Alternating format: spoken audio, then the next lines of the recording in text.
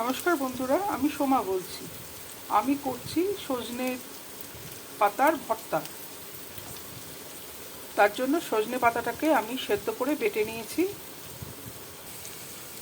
আমি তেলে কালো জিরে দিয়ে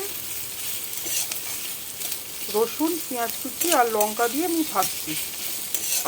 আমি লবণটা এখনই দিয়ে দিয়েছি। রসুনটা সেদ্ধ হওয়া অবধি আমি ভেজে নেব।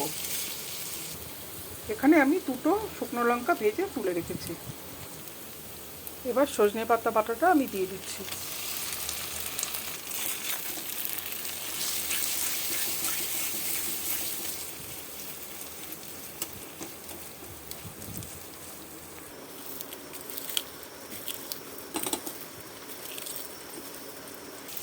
শুকনো লঙ্কাটা আমি দিয়ে দিচ্ছি।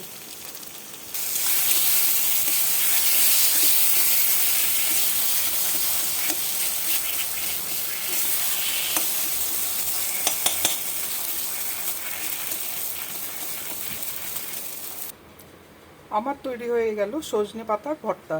রেসিপিটা আপনাদের কেমন লাগলো আমাকে কমেন্ট করে জানাবেন। ভালো লাগলে আমার পাশে থাকবেন। নমস্কার।